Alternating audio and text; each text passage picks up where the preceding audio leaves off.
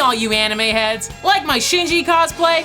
Today I'm going to be answering the question I hear the most. What order do I watch Evangelion in? With so many movies, TV episodes, and manga, it can be pretty overwhelming. But have no fear, I'm going to sort this mess out with my handy step-by-step guide.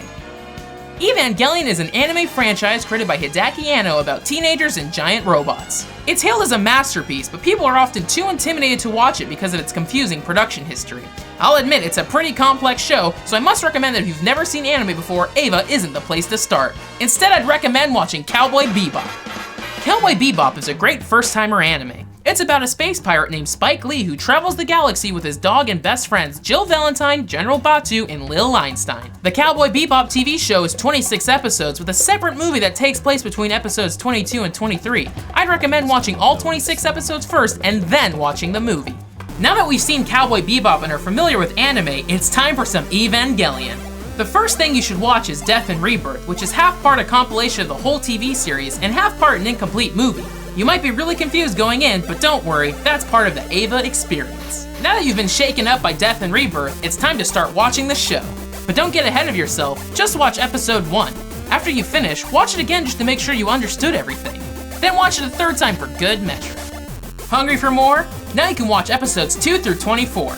Try to do it in one sitting so that you'll feel as miserable as Shinji. Allow yourself to be immersed in the destruction and agony. That's what Hideaki Kojima intended. Good job, you're almost at the end. I'd hold off watching those last 2 episodes. What you need now after that intense marathoning is a good night's sleep. After you've rested, it's time to get back up and finish the journey. There are only 2 episodes left and they're the most confusing of all. But that's okay. Remember the key rule of watching Evangelion. The less it makes sense, the better it is. Congratulations! You finished Neon Genesis Evangelion. But hold on, you've still got the manga and movies to worry about. To make things easier, let's ditch the manga, readings for nerds, and let's watch the movies. Now watch Rebuild of Evangelion 1, 2, and 3. Go ahead, you've earned it. These all have great animation and a condensed story that's easier to understand, at least until you get to Rebuild 3.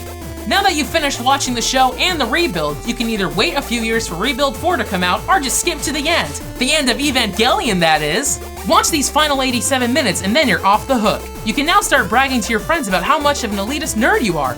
Go ahead and collect the posters and figures of all the girls. You've done your homework, now you can enjoy your time off and think about Asuka's boobs. So there you have it, the ultimate guide to watching Evangelion.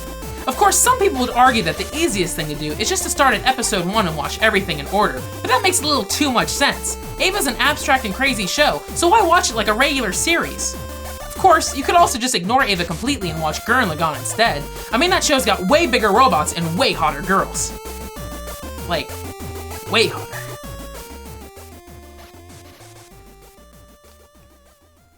Well, thanks for tuning in. Be sure to check out my next episode where we'll be talking about how to hit on the Asian girls in your Japanese class. See you then.